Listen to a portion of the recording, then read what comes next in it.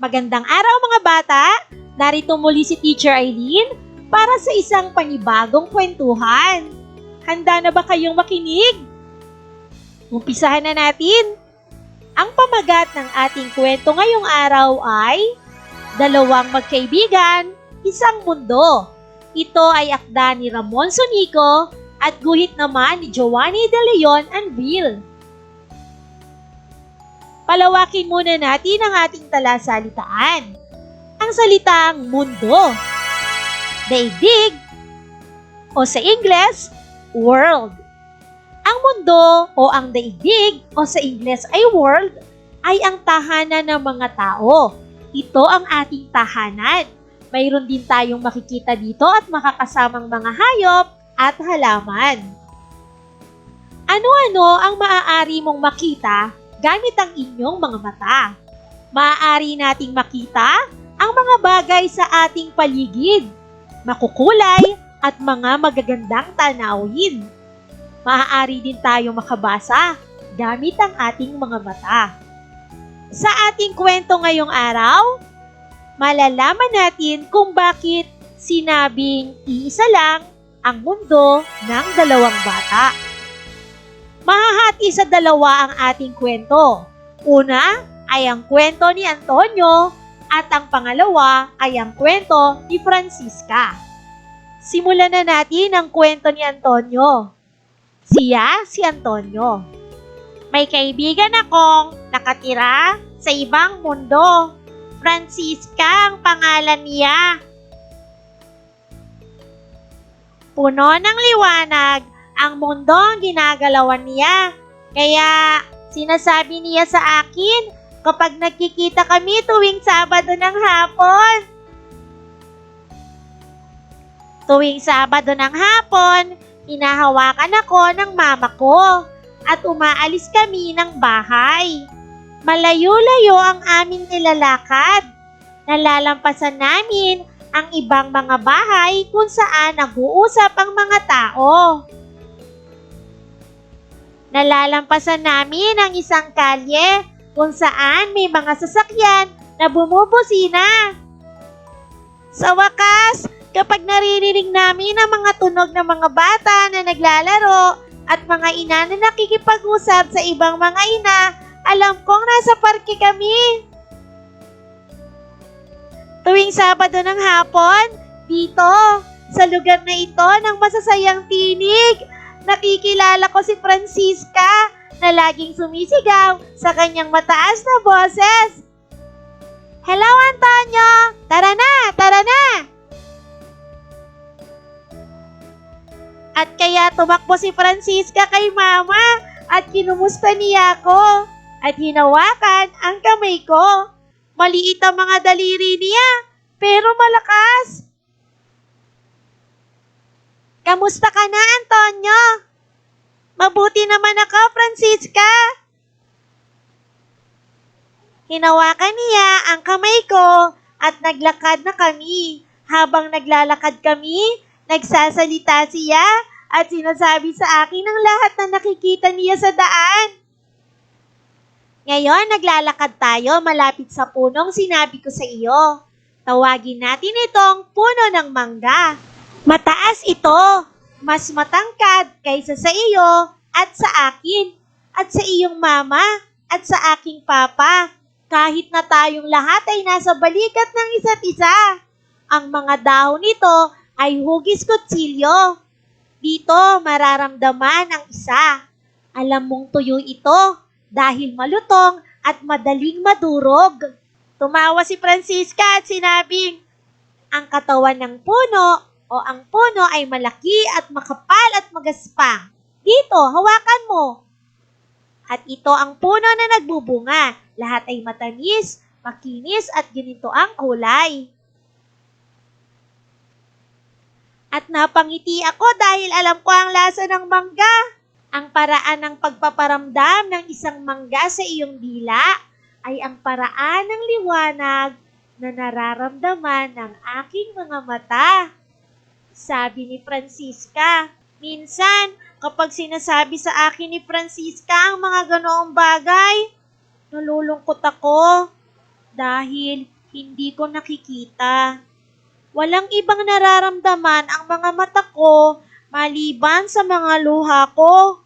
Pero nakita ni Francisca at nang makita niya ang mainit kong luha na dumausdos sa aking pisngi, hinawakan niya ako ng mahigpit gamit ang malalakas niyang daliri at sinabing, "Huwag kang umiyak, malaki na ang mata ko para sa ating dalawa."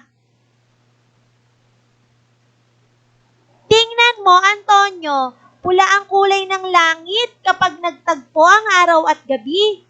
Asul ang kulay ng dagat kung saan naglalaro ang malamig na isda.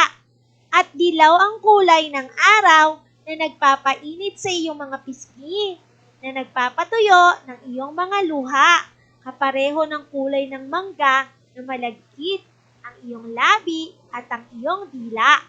Berde ang kulay ng mga dahon na bumubulong kapag umihip ang hangin, at ang hangin na nagpapatawa sa atin, na nagpapagalaw ng ating buhok, na nagpapalipad ng ating mga damit, kahit ako ay hindi nakikita. Kita mo? At natatawa ako nang marinig ko ang kanyang mga nakakatuwang kulay, at sa oras na iyon, nakalimutan ko na ako ay bulag, at na siya ay nakatira sa ibang mundo. Ito ang kaibigan kong si Francisca na mas mahalaga sa akin, at natatawa ako nang marinig ko ang kanyang mga nakakatuwang kulay. At sa oras na iyon, nakalimutan ko na ako ay bulag, na siya ay nakatira sa ibang mundo. Ito ang kaibigan kong si Francisca na mas mahalaga sa akin kaysa sa pagkakaroon ng sariling mga mata. O mga bata, nagustuhan niyo ba ang kwento ni Antonio? Ngayon naman, pakinggan natin ang kwento ni Francisca. May kaibigan ako nakatira sa ibang mundo. Ang kanyang pangalan ay Antonio. Ang mundong ginagalawan niya ay puno ng mga tunog at amoy, at panlasa, at pakiramdam. Ang mundo ko ay puno rin ng mga tunog, amoy, panlasa at pakiramdam, ngunit minsan masyado akong abala sa pagtingin para mapansin ang ibang mga bagay na ito. Tuwing Sabado ng hapon, habang papalubog na ang araw, dinadala siya ng mama niya sa park kung saan ako naghihintay. Nakikita ko siya sa malayo kasi sabi ni Papa, mayroon akong malalaking mga mata. "Hello, Antonio! Tara na! Tara na!" Tumakbo ako papunta sa kanya at hinawakan ang kamay niya at pinayagan kami ng mama niya na maglakad-lakad. Tinuturuan ako ni Antonio na tumahimik at napakatahimik na naririnig ko ang hangin na nakikipag-usap sa mga dahon. Napakatahimik na nararamdaman ko na lumalamig ang hangin habang papalubog ang araw. Hindi nakikita ni Antonio, hindi niya nakikita, ngunit naaamoy niya ang mga puting bulaklak ng rosal na tumutubo sa tabi ng sirang pader ng isang lumang simbahan sa likod ng parke. Bago pa ako makalapit ng sapat upang makita ang simbahan, alam niya kung kailan nagdala si Papa ng mangga para kainin namin kahit nasa basket pa ito. Isang araw, ipinakita niya sa akin ang aking unang tipaklong. Sinusubukan kong sabihin sa kanya kung ano ang hitsura ng isang bundok nang bigla niyang sinabi, "Shh! Francisca, makinig ka! May gumagalaw sa damuhan!" "Saan? Saan? Wala akong makita!" Reklamo ko pa. "Ay naku, Francisca, tumahimik ka o matatakot ka. Tumingin muna gamit ang iyong mga tainga. At pagkatapos ay ang iyong mga mata.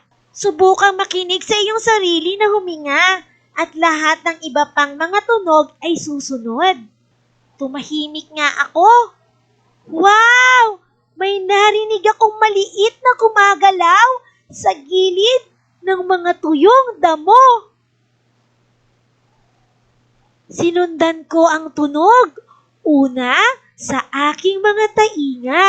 Pagkatapos ay sa aking mga mata. Dahan-dahan, napakabagal. At nang marinig ko lamang ang paghinga namin ni Antonio, nakita ko ang tipaklong na lahat ay berde at matutulis na may pulang guhit sa likod nito. At nagpasalamat ako kay Antonio sa pagturo sa akin kung paano hanapin ang lugar kung saan nagtatago ang mga tipaklong. At ngumiti siya sa parehong ngiti pagkatapos matikman ang isang hinog na mangga. Isang araw, sasabihin ko sa kanya na siguro hindi tayo nabubuhay sa dalawang mundo. Tutal, nagkikita naman kami tuwing Sabado ng hapon. Ang nakikita ko, naririnig niya, o nalalasahan, o naaamoy, o nahahawakan. Kung ano ang hindi niya nakikita, maaari kong dalhin sa kanya ng mga salita. Isang araw, magkikita kami isang Sabado ng hapon at sasabihin ko sa kanya na siguro iisa lang ang mundo, ngunit ito ay napakalaki, maganda at napakaraming bagay na nangyayari sa loob nito na kailangan ng dalawang magkaibigan upang tamasahin ang tamis nito tulad ng isang matamis, makinis, ginintoang dilaw na mangga. Nawa ay nagustuhan nyo ang ating kwento ngayon, mga bata. Tandaan natin na hindi lahat ay mapalad na magkaroon ng kumpletong bahagi ng katawan. Ipagpasalamat natin kung anumang bahagi ng katawan na mayroon tayo sa Panginoon. Ang mga taong may kapansanan ay hindi dapat iniiwasan. Maaari natin silang maging kaibigan at mahalin. Kaya naman, anumang bahagi ng katawan na inyong tinatamasa, ito ay inyong pakaingatan at gamitin sa mabuting paraan. Samahan niyo ako muli sa susunod pa nating kwento, ha? Paalam! For more educational videos, please do like, share, and subscribe to Teacher Eileen's YouTube channel! Bye-bye!